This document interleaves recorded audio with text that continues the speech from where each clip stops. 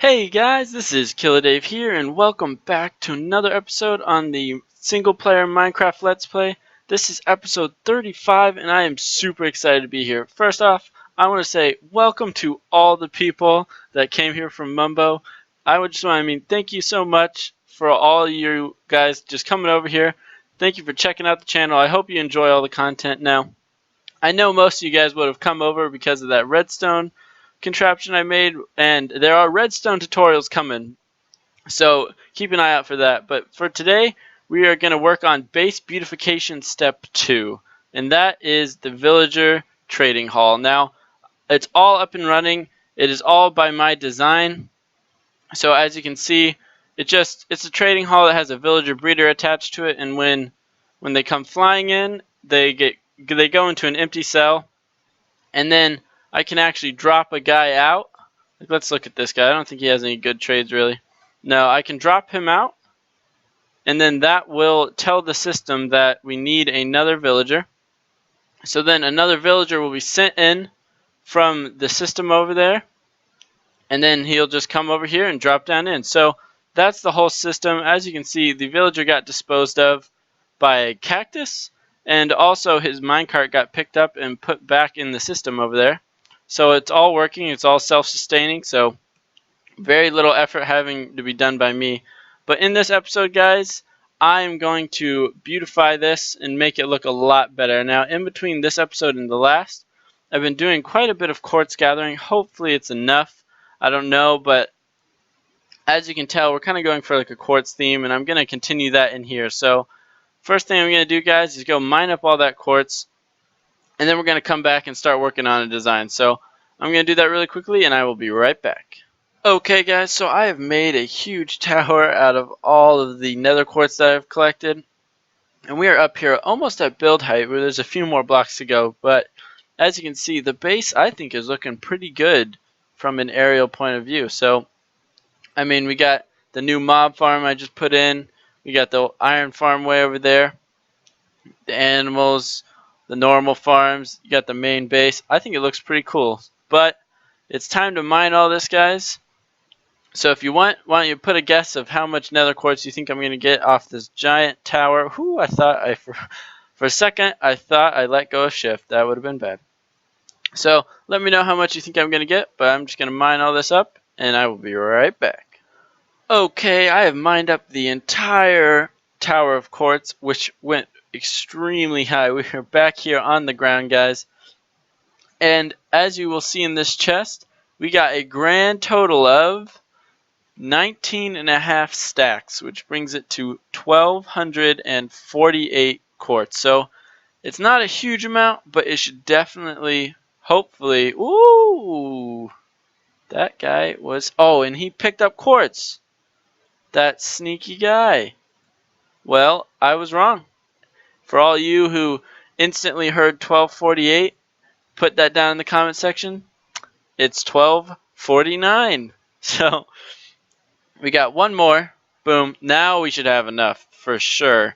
So now I'm just going to start, mining out the roof a little bit. I don't know. I honestly have no idea what this is going to end up looking like, but it should be good. I think I might also use sea lanterns similar to what I've done up in here in the roof. And I think if we check, I think it's over here, I should have a few, yeah, I still have 19 sea lanterns. So hopefully that should be enough to get that whole design done. But I'm just going to get started on it, guys, and I will bring you guys back when I am done. Okay, so I've been doing a little bit of work. As you can see, I've removed all the torches, and I actually ended up replacing all these blocks here with pillar blocks. I just think it kind of adds just a little bit of texture, and I really like it. I also lined these middle parts with stairs, and I kind of made this sort of sloping thing up to the ceiling. Now I'm working on a ceiling design. As you can see, I ran out of stairs, so I went over and crafted a few more there. But I really like how the pseudo center block turned out in the mausoleum design. So I kind of wanted to go for that again. So as you can see, even though this is even, it appears like there's a center block running down the entire stretch. And the only reason I don't necessarily like it with this is because of the quartz. I mean, if you look down here, it almost blends in, and it's like you can't even really see that there is a center block.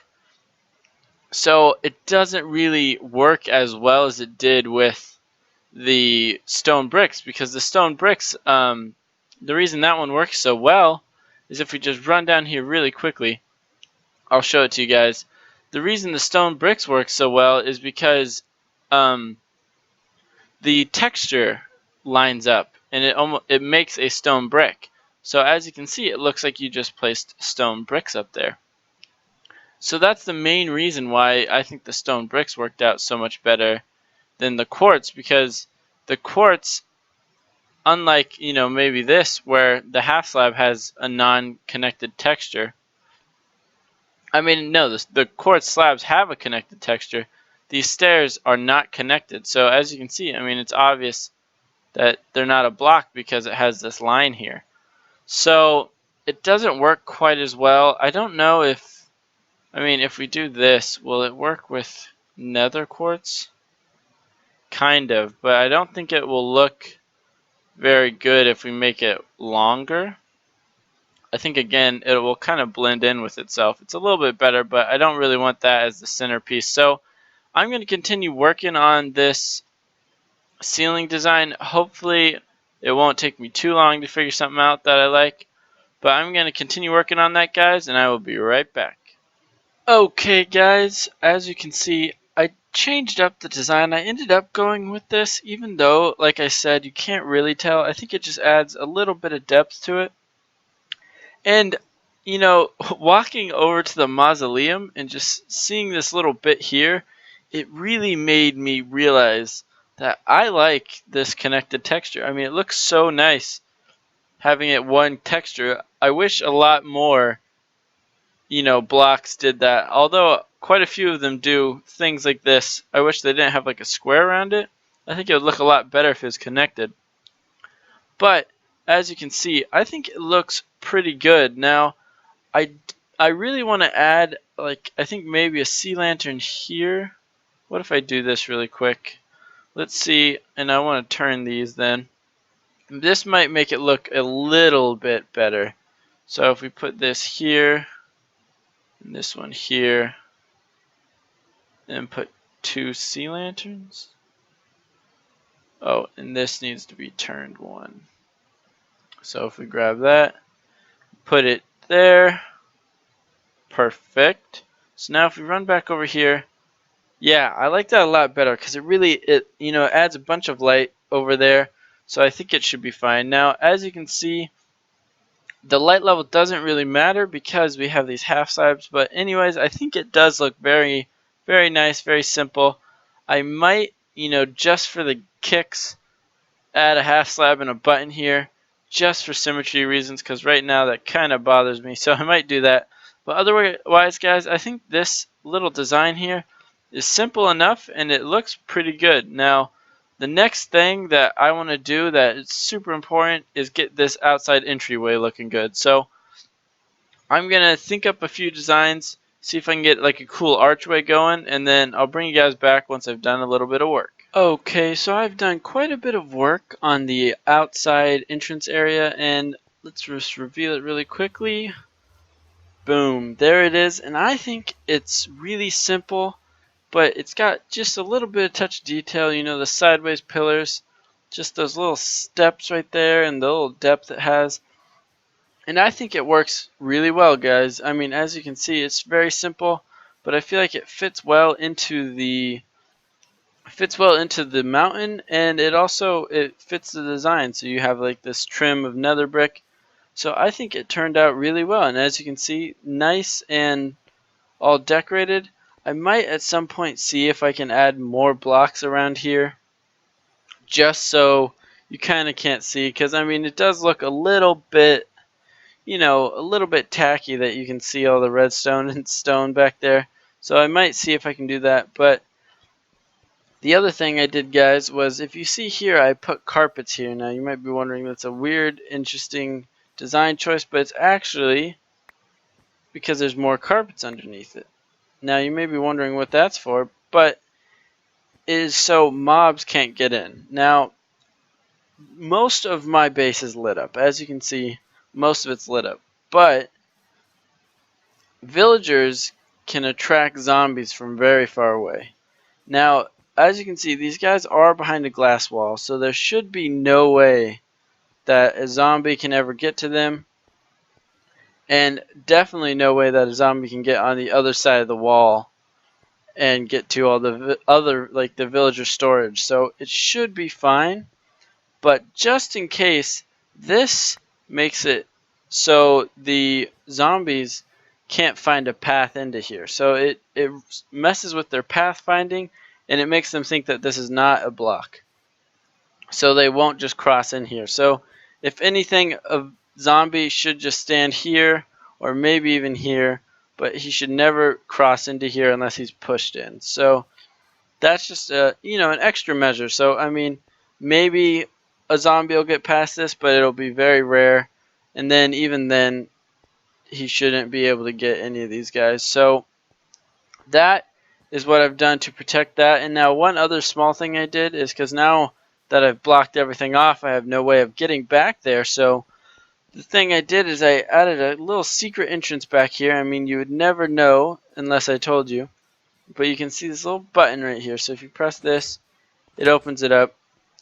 And then we're back in here with the redstone. So this makes it so I can come back here, mess with the redstone, check on things, do whatever I need to do if need be. So as you can see, guys, this is the entire design done, which is super awesome. Now there's a few small things I still want to do with this project. Now around the edges, as you can see, I had to build out the mountain just a small amount so that we can get this to fit.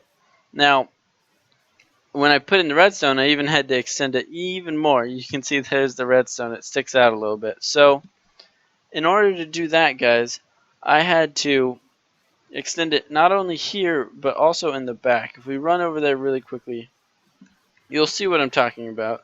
So as you can see right here, there is actually the village detector. The village detector and the village itself.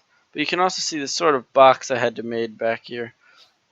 This part was all natural, and it also came out to here, but I had to extend this part all the way over here. So the one last thing I want to do, guys, is just a little bit of terraforming, just so it makes this whole area look a little bit better and makes it so you wouldn't necessarily notice that there is anything back here out of the ordinary. Because as you can see, I also have to cover up the infinite villager breeder and just cover that with some stone and some dirt. And I think it will look much better once I do that, and it's just a little detail I want to add. So that's one of the last things I want to do, guys. So I'm just going to get ahead, grab some dirt and stone, and get to making it looking better. Okay, guys, I have finished doing all the terraforming that I wanted to do. As you can see, I just added a little bit. Now, I didn't do anything crazy. As you can see, there's still a bunch more terraform to do around the base. I don't want to just leave it with all these flat walls, but I just made it look a lot more natural, and I think it adds a whole lot to this area. I mean, as you can see, that definitely looks more like it could actually be a thing versus what it was earlier. And then if we just come on and run over here in the back, you'll see that it's the same thing again. I've added quite a bit. I decided to leave that for right now. I don't want to fill it in right now because I'm still working on it and making it so it's the way I want it. So I decided to leave that, but I did do all this area, and as you can see, it looks much better than it did before. I also threw some torches around just so it would light up a little bit better, but that is all of the terraforming that I wanted to do in this episode. So that is unfortunately it, but as you can see, we did get quite a bit done, and it is step number 2 checked off on the base beautification. We finished the mausoleum in the previous episode. It's looking awesome, especially downstairs. Now we've done some terraforming, and we decorated up the villager trading hall. So as you can see, all awesome, all working. The redstone back there is working. All the villagers are breeding. So this whole project is now done. The villager trading hall's done. And I mean, we already got what we wanted. I mean, I think it's this guy right here. Boom. Mending. And I actually think, was it this guy? He's a new one. And I think he actually has mending, if I'm not mistaken. Boom. For 20. So he's even better than this guy. So we've gotten what we originally made this for, mending. We got that quite a while ago, but now, as you can see, the whole farm's done. Now all that's left to do really is, sort of trim these guys down and get it so all these guys have some really good trades. Because, I mean, right now, some of them are just generic villagers, nothing special about them. Like this guy, I mean, I haven't even traded with him yet. So that's the last thing that has to happen. But, I mean, I'm not going to do any of that on camera because it's some pretty boring stuff. But guys, that is it for today. Thank you so much for watching. I really hope you enjoyed it. Thanks again to everyone who's come over from Mumbo's video. I really hope you enjoy this channel and the videos. Again, like I said, more redstone tutorials are on the way. But thank you again for watching. I hope you enjoyed it. If you did, please make sure to leave a like on the video. And if you haven't already and you want to be notified when I upload next, please make sure to subscribe. And also, guys, I created a new little end card. So if you could watch the video through, past the little outro, and check out that end card, let me know what you think about it. I think it looks much better than the one I had before where it just said previous episode. So let me know what you think about that. But thanks for watching, guys, and I'll see you next time.